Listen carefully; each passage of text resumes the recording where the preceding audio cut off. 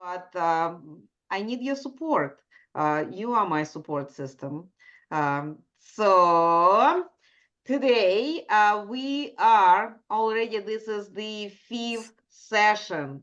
We started with the conversation about self-care, then we talked about lifestyle, then we talked about stress management, then we had Chef Agat giving us huge presentation about raw cooking, and she prepared in front of our eyes several dishes. So that was a great presentation there. Then we had conversation about support systems, caregivers, and now we're moving into the support system, family involvement. And when I'm talking about family involvement, I am not only talking about um, how adults can help. I also would like to bring attention to kids, because yes, if someone lives by themselves and doesn't have any young children around the house, that's one story. But unfortunately, with the fact that diabetes becoming younger and younger diagnosis, and right now so many younger people have this diagnosis, they are in their late 30s and their early 40s, they already have diabetes. They definitely have younger kids in the house, and kids need to know, I think, in my opinion, what is going on. Is it something, those sudden changes that are happening around the house, is it their fault? Did they do something, or it's something that they can contribute and help? So, with that, the conversation about family involvement, we will start as always with the quote. And the quote goes like this: children have never been very good at listening to their elders, but they never have failed to imitate them. And to answer those questions, I have today Jen Fredericks. She is the health, I don't know, Jen, tell what is your exactly, you have specific name for what you are. Oh, sure. Yeah. So I refer to myself as a pro-resilience coach, which stands for proactive resilience. That's what I would never remember offhand, It's a And new idea and term. I think this is a great idea. And Monica Henderson, this is our change activator, and she is also admin in our group. She is helping me with videos in the group, and she also was on a speaker on this panel a couple of times before. So when I will start asking questions, I will start with Monica, because you need to show Jen what to do. Of course, Jen is an experienced speaker, but she's never been in an expo like this one. I haven't. I'm so excited to be here. All right, thank you. So, talking about family involvement, and the first question is very loaded question. I apologize. I just could not stop putting words one after another. So, the first question is, why it is important for kids to know about diabetes, to be aware of the importance of self-care, and about their parents' diagnosis? These are three questions in one. Sorry. Do I need to repeat it? You might halfway through my explanation. So one of the reasons why it's so important for kids to actually be aware of diabetes is because diabetes is a lifestyle disease, and therefore it is very easy to transfer that to your kids accidentally. Now we know as parents, we when we birth these little babies into the world, or when we adopt them into our family, when we bring them into our space, we are coming from a space of, I want the best for this little one. I want them to grow up to be happy and healthy and fulfilled. And I want the best for them. And I want to give them all the tools that they need in order to be successful. And so, because we're coming from that space, it's important for us to set aside our ego about however we feel about this diagnosis and realize that this diagnosis, informing them about the diagnosis and what it means to have diabetes, is actually preventative medicine for those kids in the future, but also it allows everyone to be on the same page. So as you're moving forward with changing yourself, because one of the things that's difficult with kids is change, right? Like that is one of the biggest, hardest parts about being a kid is you're never in charge of anything. Everyone's always telling you what to do. And when things change, it makes it harder. But you being open, honest, and transparent about, hey, mommy or daddy has found out some very interesting information that's important for me to stay healthy, but also important for you to stay healthy too. And we're going to do this together as a team. Did I hit all of the questions? I think you did pretty good, Monica. Thank you. Jen, what will you add to this one? As I said, the question was huge. I couldn't stop myself, and I cannot take anything out of it. So, Yeah, it's a great yeah, question, a very important question. And to take a couple cues off of Monica, one thing I do want to do is be transparent and let you all know I do not have a diagnosis of diabetes. However, at age 15, I did go into end-stage renal disease or chronic kidney disease due to a virus. And so one of the ways I can contribute to this conversation about kids knowing about a diabetes diagnosis, and especially how it's a lifestyle diagnosis, is I actually was a case study at the Children's Hospital where I was receiving kidney care. Again, not for diabetes, but for a viral illness that affected my kidneys. But I was on dialysis, and there were a lot of children there who were dealing with a diabetes diagnosis. Most likely, and correct me if I'm wrong, I would believe that would be a type 1. yes, most likely. Juvenile, yeah.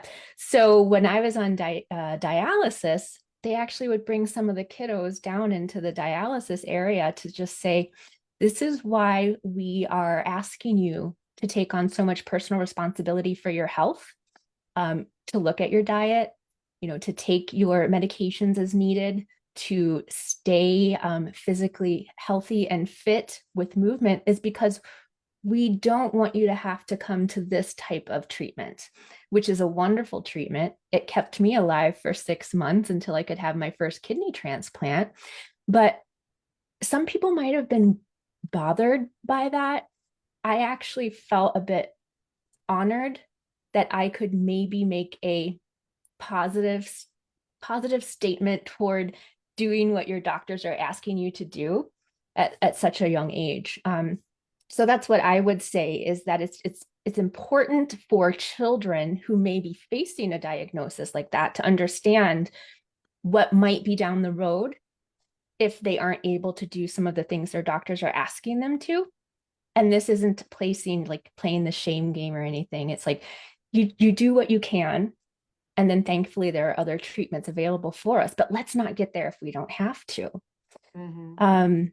I had my second kidney transplant when I was in my 30s, and I had my 4-year-old daughter at that time. And so this is leading into that question about why is it important for your kids to know about their parents' diagnosis? Now, again, I wasn't sharing about a diabetes diagnosis. I was sharing about my chronic kidney disease and that I needed another kidney.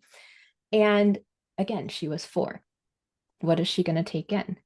So this may go down into one of your later questions as well, but it's really to just share the facts in a way that your child can understand at their age level and or their understanding level.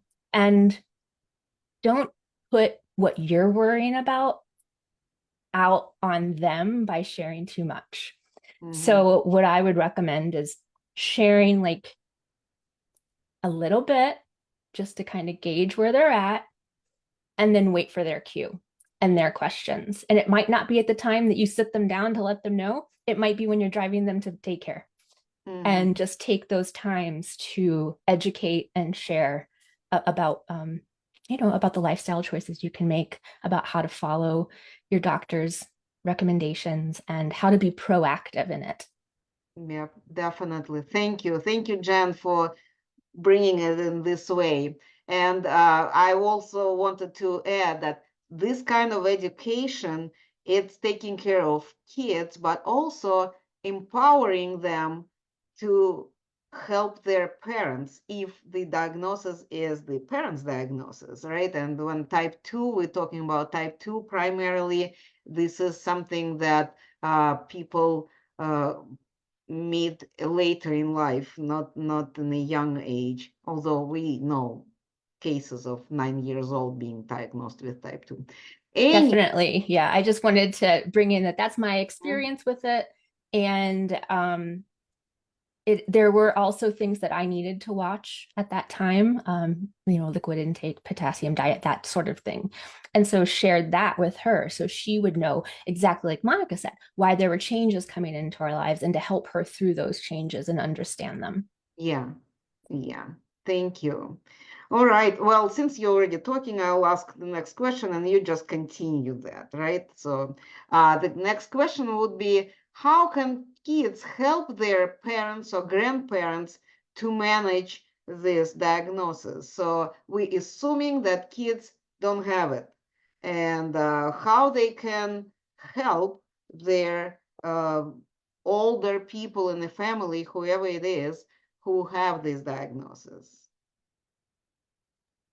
Well, that's a great question. And I think that there can't be a blanket answer to that. I think it depends on the family unit, how old the child is, where the parent or grandparents at, even with their mobility. But some fun things and a fun way to get kids involved in this would be, hey, remember, mom and dad like to play too. Or, hey, remember, grandma does like to take a walk around the block. So when you have some energy that you need to release, like maybe invite grandma to go with you, because that helps her with her diabetes diagnosis and getting physical movement. And I also have to take medication twice a day. And every once in a while, my daughter's 15 now, she'll say, hey, mom, have you taken your medicine yet? She also has a chronic illness. And so I'm always, hey, daughter, have you taken your medication? And she's like, oh, thanks for the reminder. How about you? So having those moments of exchange of reminders and support and inviting your elder to do fun things to help them manage their diagnosis, I think is important for kids to do. All right, thank you. Monica, what will you add to this question, answer? How can kids help their parents, grandparents, older people in the family to manage their diagnosis? You're muted. Yeah, so unmuting is very helpful when wanting to give an answer. But really, the idea is for you to realize that you're not actually alone in this process at all, right? Like you may be experiencing the physical symptoms of it by yourself, but the symptoms that kind of like ripple effect of those symptoms are affected by everybody who's around you, literally everyone. And so one of the ways that kids can be like really great supporters is maybe um, identifying when your energy has shifted, right? Kids are really good and really observant and really blunt and really helpful. And so by saying like, hey, I noticed when mom's blood sugar is too high or too low, that she gets these things happening. So if you hear me say something, or if you feel like this is coming down, maybe like check in on me and see, like, hey mom, how's that blood sugar going? And then we can play the like who can eat the most broccoli game or whatever it is. Like you can kind of really just create like a fun, like this, you tell me when this is happening because I may not notice it myself. And then in exchange, we're going to do something fun. Really being creative and outside of the box on how you are bringing them into this experience. Remember, it is about lifestyle. So this is not something that you're just going to like, I've cured it, I'm done, I never have to think about this again. It's something that you're going to have to do for forever. And so instead of kind of like making diabetes the villain of the family, dun, dun, dun, the big bad diabetes monster is here. Instead, make it a friend, like a friendly, fun experience that everybody in the house can be a part of. You have older children, really kind of like taking walks with them. I know my daughter and I exercise together, and it's a great time for us to catch up and to talk about different things. And I will sometimes even rope her health goals in with my health goals, right? Like, so using my 15-year, or she's now 16-year-old, like health goals of what she's trying to achieve, and my nephew's, who is 11, he wants to be a star soccer player. And I am working on, I don't have diabetes, but I'm always working on trying to be healthy. And let's all saying like, hey, we all have these health goals that we want to do. We all have these like things we're striving for. Let's do this together. Those are other ways that you can kind of like incorporate it, but realize that like you are not your diabetes. It is just a thing, is one of the many adjectives that describe your existence right now, right? It's one of the many things. You're also like a worker, you're also a mom, you're also, a friend, a lover, a sister, a brother, like you're all of these other things as well. And so all of those combinations of things kind of inform our decisions. And so when you are coming into kind of creating a plan on how you're going to integrate your family into this experience, I want you to think of it as like you're a health mentor to your kids. You're also, like a teammate in both yours and their health goals, right? So there's like a bunch of different layers in how we're interacting with our kids and grandkids even. And it's okay to invite them into that experience and to make it like mutually beneficial for both of you. And I think if you can keep that idea of like, this could be good for all of us, not just for me, it could make incorporating them into helping you not feel like you're burdening them, or that like you're asking them to do more than what they're responsible for, but more so kind of like it's the thing that's the catalyst for all of us to get healthier and more vibrant and more excited about life and to experience more. And so it's an exchange instead of a asking from one side to the other. Yeah, definitely. I do remember, and I always have a question about this statement. I see a lot of people in our group, Diabetes 101 for Beginners. They say, I just got diagnosed, or my spouse just got diagnosed, and now we have to change everything. But I don't want to punish my children for me getting this diagnosis. So my question here is always the same. Why do you think what is good for you will hurt your children? So punishment is making, in my understanding, making something to do that will hurt you, that will hurt. But if it is, for me, if it is hurting you, it means that you still didn't process it, and you need to do the step one. We discussed that in the session, in the first session. Accept the diagnosis, get some help with that. But when you start working on getting better, you are getting better, and bring your whole family with you. Why just you? It's very selfish. Even self-care is important, but it's very selfish, because then later you will have to take care of the rest of the family who continued living the lifestyle that brought you to this. So I just feel that kids should be aware why it's happening. Also genetics, we mentioned that too earlier. Genetics also sometimes playing some role. So to make sure that everybody is moving on the health train forward, instead of taking those cards disconnected and then try to put them together again. I love that. And I also love what Monica had mentioned too, that like your diagnosis isn't who you are. And that's one thing we say in our house. And that's one thing that I say with the people that I work with is chronic illness. Like, you don't live with chronic illness. How about chronic illness lives with you? Mm-hmm. Yeah, yeah. So true.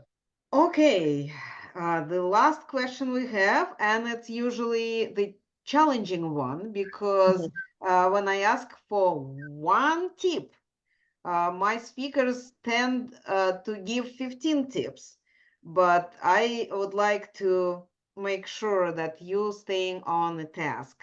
So what will be one tip you can give to parents who have diabetes on how to talk with their kids about it?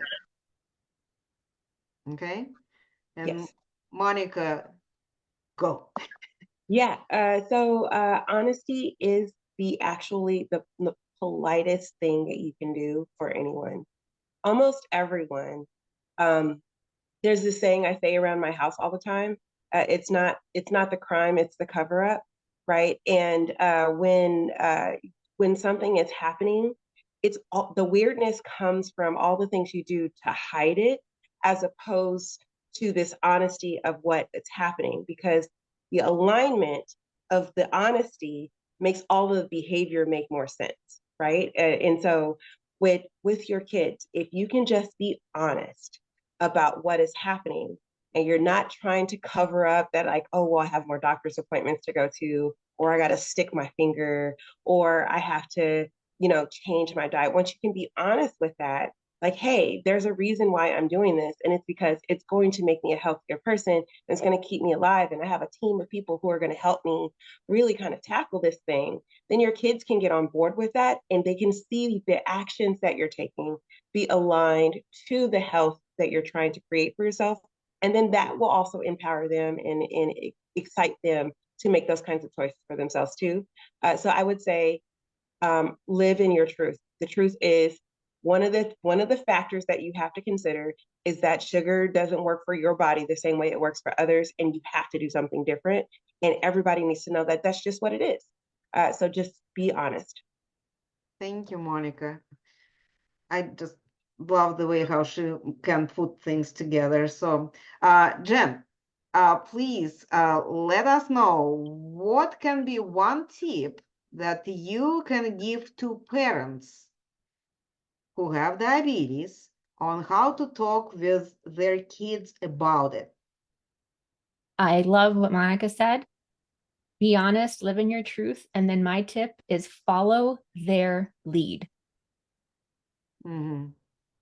And by that, I mean what I mentioned earlier, that each child processes in their own way at their own age with what they're comfortable doing. As parents, sometimes we want to take care of all of their worries and fears before they even happen as a form of protection. And sometimes that can just not help them as much as we think it can. So, like Monica said, be honest, live in your truth, and then follow their lead and answer as they ask. All right. Excellent. Excellent. I love that. It's actually, I'm so glad that people who are participating in this panel agreeing with the importance of this conversation, because yes, it's not the cooking, it's not the exercising per se, but it's the conversation that we got to have. And it's hard to keep a secret, especially in the family. It's very stressful to keep a secret. And the biggest worry I would have, what if my kids will get the same? What if my kids will have the same challenge? So having these conversations is very helpful, I think, for everyone, for the one who has diabetes, for the one who has someone in the family with diabetes, and for future life of that family. Thank you. With that, we are moving on. I think Monica warmed up for the presentation that she said that she is going to give to us. Jen, thank you very much for joining us here today. I appreciate very much you sharing your experience, your story. And I wanted to remind everyone who is listening that we do have agenda for today. It's posted a couple of times, and I'll post more in the chat under this video in the group, so you can find every speaker there. And if you want to continue conversation, you can reach out to them and have those conversations. Everyone has at least 20 minutes to talk with you for sure. So use this opportunity and do the best you can to educate yourself. Thank you so much. It was my pleasure. Thank you, Jen. We'll stay in touch Yes. and see you later.